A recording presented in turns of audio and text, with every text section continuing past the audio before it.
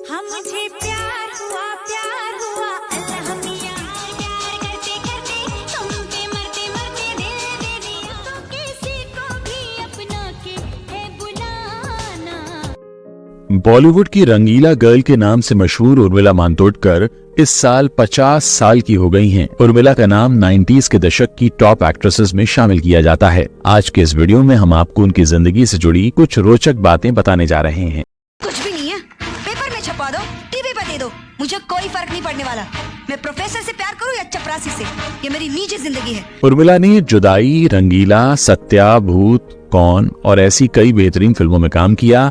इनका नाम उस दौर की हाईएस्ट पेड एक्ट्रेसेस में लिया जाता था।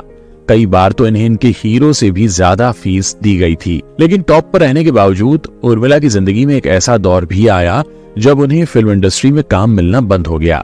धीरे धीरे उर्मिला का करियर डाउनफॉल पर चला गया और असल में कहा जाता है इसके पीछे जो कारण था वो थी उर्मिला की एक जिद जो बाद में उन पर ही भारी पड़ गई। आँखों में आंसू आए पर कोई ना आया। साल 2019 में उन्होंने पॉलिटिक्स में भी अपनी किस्मत आजमाई, लेकिन इससे भी बात नहीं बनी। बतौर लीडिंग एक्ट्रेस उर्मिला मातोंडकर की आखिरी फिल्म EMI 2008 में रिलीज हुई थी। इसके बाद उन्होंने फिल्मों में छोटे मोटे कैमियो किए, लेकिन बतौर हीरोइन उन्हें कोई फिल्म मिली नहीं। अब 16 साल बाद उर्मिला मातोंडकर को OTT के जरिए एक्टिंग में कमबैक करने का मौका मिला है और वो इस साल यानी 2024 में एक वेब सीरीज तिवारी में नजर आएंगी। हाथ रोक ले वरना तोड़ के रख दूंगी। जितना मैं बर्दाश्त करती हूँ उतना ही तो सर पे चढ़ जाती है। क्या बर्दाश्त तू करिए या मैं? उर्मिला का जन्म 4 फरवरी 1974 के दिन मुंबई में श्रीकांत और सुनीता मातोंडकर के घर हुआ था। उर्मिला मिडिल क्लास फैमिली से आती हैं। जब वो छोटी थी तो उन्होंने कभी भी अपना जन्मदिन सेलिब्रेट नहीं किया क्योंकि उनके माता पिता के पास इतने पैसे होते ही नहीं थे कि वो अपनी बेटी का जन्मदिन मना पाएं। इस बात का जिक्र उर्मिला ने खुद एक इंटरव्यू में किया था और कहा था कि बचपन में कम पैसे होने के बावजूद इनके पेरेंट्स इन्हें बहुत सारी सुख सुविधाएं देने की कोशिश करते थे, लेकिन आर्थिक स्थिति खराब होने की वजह से मैंने और मेरे भाई ने कभी बचपन में अपना बर्थडे सेलिब्रेट नहीं किया। सेलिब्रेशन के बजाय मेरे पेरेंट्स ने मुझे सिखाया कि मैं इस दिन जरूरतमंदों को कुछ दान दूं और इसीलिए मुझे इतनी अच्छी फैमिली में पैदा होने का गर्व हमेशा रहेगा। नाम क्या है तुम्हारा? राज। अच्छा तो राज, पहले तुम बैलगाड़ी चलाते थे क्या? क्या इतनी स्लो क्यों चला रहे हो भाई? उर्मिला की स्कूलिंग मुंबई में ही पूरी हुई। इसके बाद उन्होंने मुंबई के DG रूपारेल कॉलेज से आगे की पढ़ाई की थी। उर्मिला जब छोटी थी उस समय वो अपने पिता के साथ थिएटर देखने जाती थी और यहीं से एक्टिंग में उनकी दिलचस्पी हो गई। जब उर्मिला 6 साल की थी तो उन्हें एक्टिंग का ऑफर मिला। उन्होंने श्रीराम लागू की एक मराठी फिल्म जाकूल से अपना एक्टिंग डेब्यू किया। बतौर चाइल्ड आर्टिस्ट उर्मिला को फिल्म मासूम में भी काफी पसंद किया गया। उन पर फिल्माया गया गाना लकड़ी की काठी भी खूब पॉपुलर हुआ था। लकड़ी की काठी पे घोड़ा। बतौर चाइल्ड आर्टिस्ट काम करने के बाद उर्मिला को हीरोइन के तौर पर मलयालम फिल्म चाणक्यन में लीड एक्ट्रेस के तौर पर काम करने का मौका मिला। उस वक्त उनकी उम्र सिर्फ 17 साल थी। इसके बाद उन्होंने फिल्म नरसिम्हा से अपना बॉलीवुड डेब्यू किया। इस फिल्म के डायरेक्टर एन चंद्रा थे जो कि बाद में उर्मिला से बेहद नाराज हो गए थे। एक इंटरव्यू में एन चंद्रा ने अपनी नाराजगी खुलकर जाहिर करते हुए कहा था कि उर्मिला को बॉलीवुड में उन्होंने ही ब्रेक दिया था। इसके बावजूद उर्मिला ने कभी उनका जिक्र तक नहीं किया और ना ही कभी उनकी शुक्रगुजार रही। उर्मिला ने एन चंद्रा की नाराजगी को दूर करते हुए फिर उनसे माफी भी मांगी थी और कहा था कि वो उनकी हमेशा एहसानमंद रहेंगी और वो न तो उन्हें कभी भूली हैं और ना ही कभी भूल सकती हैं। मेरे पति को मुझे जीना चाहिए ना कैसा? वो मेरे भी पति है। अरे जा मैंने इजाजत दी इसलिए तुझसे शादी की। अरे इजाजत कैसी? रुपया लिए है नगद और फिर बेचा है। अपनी दूसरी ही फिल्म चमत्कार में उर्मिला शाहरुख खान की हीरोइन बन गई थी। इस फिल्म में काम करने के दौरान दोनों ही फिल्म इंडस्ट्री में काफी नए थे। दीवाना के बाद शाहरुख खान की दूसरी फिल्म थी और उर्मिला की भी ये दूसरी फिल्म थी। फिल्म में काम करने के दौरान उर्मिला काफी नर्वस थी। फिल्म के गाने बिच्छू और बिच्छू को फिल्माने में तो उर्मिला के पसीने छूट गए थे क्योंकि एक सीन में उन्हें शाहरुख को लात मारनी थी।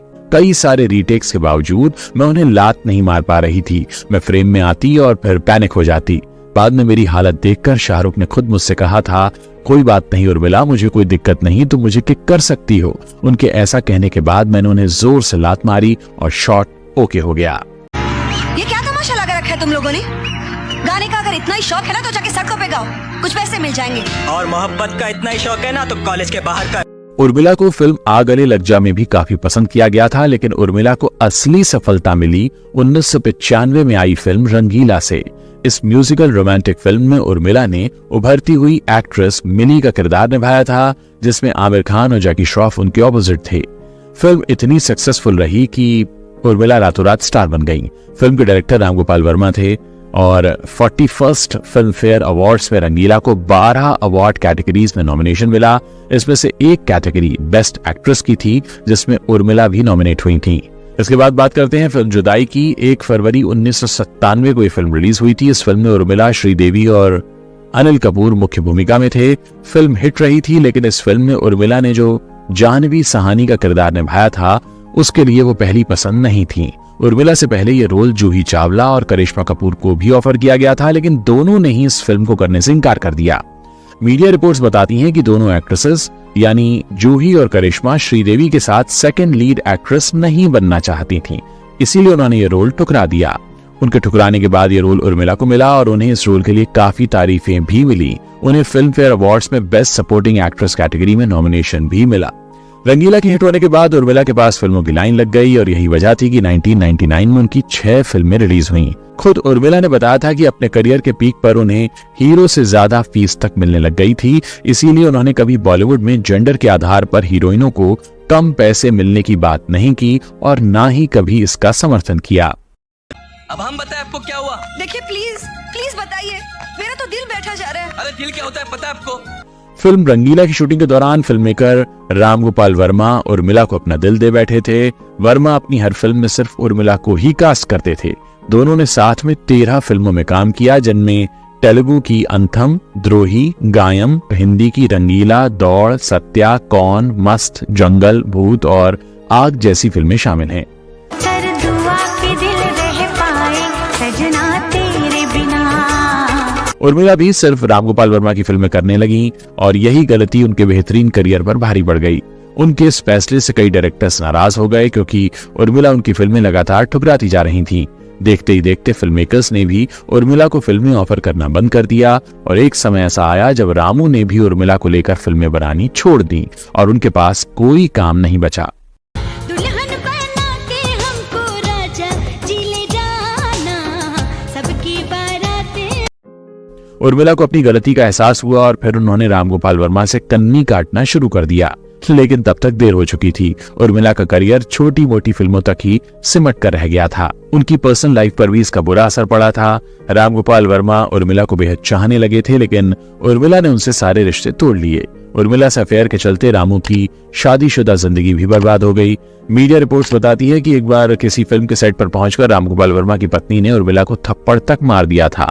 इस बात से इतना हंगामा हुआ कि रामू ने फिर अपनी पत्नी को तलाक दे दिया। उर्मिला के लिए 2005 के बाद का समय डाउनफॉल साबित हुआ। वो बस एक पल और कर्ज जैसी फिल्मों में नजर आईं, जो कि फ्लॉप साबित हुई। इसके बाद उन्होंने कुछ मराठी और रीजनल फिल्मों में भी काम किया, लेकिन बात कुछ बनी नहीं। तब उर्मिला ने टेलीविजन का रुख कर लिया और वो डांस रियलिटी शो झलक दिखला जा से बतौर सेलिब्रिटी जज जुड़ गईं। इसके अलावा उन्होंने वार परिवार, चक धूम धूम और ऐसे कई शोज में जज की भूमिका निभाई। अपने फिल्मी करियर पर उर्मिला ने एक इंटरव्यू में कहा था कि 1991 में मेरे अलावा कुछ 16-17 नई लड़कियों ने बॉलीवुड में एंट्री ली थी और उनमें से कुछ 8 या 9 इंडस्ट्री से जुड़े किसी न किसी व्यक्ति की बेटियां थीं। करिश्मा कपूर, रवीना टंडन, पूजा भट्ट और काजोल उनमें से कुछ नाम हैं। रंगीला के पहले मेरे बारे में भी काफी कुछ अनाप शनाप लिखा गया। फिर मैंने नरसिम्हा से काफी अच्छी शुरुआत की और लोगों ने मुझे पसंद करना शुरू कर दिया। इसके बाद मेरी डांस और एक्टिंग को लेकर खूब तारीफें हुई, लेकिन मुझे लगता है क्योंकि इंडस्ट्री में मेरे पास ज्यादा सपोर्ट नहीं था और मैं बिल्कुल गैर फिल्म पृष्ठभूमि वाली आउटसाइडर थी, तो मुझे कहीं ना कहीं यहाँ के नियम पता ही नहीं थे। मुझे ये नहीं पता था कि मीडिया को किस तरह से खुश रखना है, जो कि उस समय बहुत बड़ी बात हुआ करती थी। इस मामले में मैं नॉर्मल से बहुत नीचे थी। उन्होंने कहा जिस समय मैं रंगीला कर रही थी उस समय मुझे इस तरह से नकार दिया गया था जैसे सिनेमा के इतिहास में कभी किसी के साथ नहीं हुआ होगा। 2016 में उर्मिला ने अपने से 9 साल छोटे बिजनेसमैन मोहसिन अख्तर मीर से शादी करके सबको चौंका दिया। मोहसिन एक मॉडल भी हैं जिन्होंने लक बाय चांस जैसी फिल्मों में काम किया था। उर्मिला महाराष्ट्रियन हिंदू हैं जबकि मोहसिन मुस्लिम हैं। इसीलिए शादी के बाद ये अफवाहें उड़ी कि उर्मिला ने धर्म परिवर्तन कर लिया है और वो मुस्लिम बन गई हैं। इस पर उर्मिला ने सफाई देते हुए कहा था, मेरे पति और उनकी फैमिली ने कभी मुझ पर धर्म परिवर्तन का दबाव नहीं बनाया। हम दोनों अपने धर्म की इज्जत करते हैं। मैं हमेशा हिंदू रहूंगी। मैंने अपना धर्म नहीं बदला है। ये बहुत अजीब बात है कि लोग मुझे इसके लिए अक्सर ट्रोल करते हैं। मैं अकेली जा रही हूँ राज। जानवी, बच्चे और राज मेरे साथ नहीं जा रहे दीदी। बॉलीवुड में काम न मिलता देख उर्मिला ने 2019 में राजनीति में भी अपनी किस्मत आजमाई थी। उन्होंने लोकसभा चुनाव के पहले राहुल गांधी की मौजूदगी में कांग्रेस पार्टी ज्वाइन की थी। उन्होंने उत्तर मुंबई सीट से लोकसभा चुनाव लड़ा, लेकिन भाजपा प्रत्याशी गोपाल शेट्टी से वो हार गईं। इसके 5 महीने बाद ही उन्होंने कांग्रेस से इस्तीफा दे दिया। कांग्रेस छोड़ते वक्त उन्होंने कहा था, मेरी राजनीतिक और सामाजिक समझ बड़े लक्ष्य को हासिल करने के लिए है, लेकिन मुंबई कांग्रेस की आंतरिक गुटबाजी के कारण मैं ऐसा नहीं कर पा रही हूँ। इसके कुछ समय बाद उर्मिला ने शिवसेना ज्वाइन कर ली थी। 2019 में चुनावी हलफनामे के मुताबिक उर्मिला के पास 68 करोड़ 28 लाख रुपीस की संपत्ति है। उर्मिला ने हलफनामे में यह भी बताया था कि उनके पास 1 करोड़ 27 लाख 95 हजार रुपए की डायमंड ज्वेलरी है। इसके अलावा वो 1,48,000 रुपए के गोल्ड कॉइन्स और 17,65,000 रुपए की सोने की ज्वेलरी की मालकिन है। उनके कार कलेक्शन में करीब 70 लाख रुपए की मर्सिडीज और टाटा सफारी जैसी गाड़ियां हैं। बतौर लीडिंग एक्ट्रेस उर्मिला की आखिरी फिल्म EMI 2008 में रिलीज हुई थी। इस फिल्म के बाद उन्होंने फिल्मों में छोटे मोटे कैमियो जरूर किए, लेकिन बतौर हीरोइन उन्हें कोई फिल्म मिली नहीं। अब 16 साल बाद उर्मिला को OTT के जरिए अपना एक्टिंग कमबैक करने का मौका मिल रहा है। वो 2024 में एक वेब सीरीज तिवारी में दिखाई देंगी। मीडिया रिपोर्ट्स की माने तो उर्मिला की यह सीरीज माँ बेटी के जज्बाती रिश्तों पर बनी है। फिल्म की कहानी एक छोटे से कस्बे की है जिसमें उर्मिला का एक्शन अवतार भी देखने को मिलेगा। उम्मीद है उर्मिला मातोंडकर के बारे में हमारा ये वीडियो आपको अच्छा लगा होगा। अगर आप इसे पसंद कर रहे हैं तो इसे अपने दोस्तों के साथ शेयर करना मत भूलिएगा।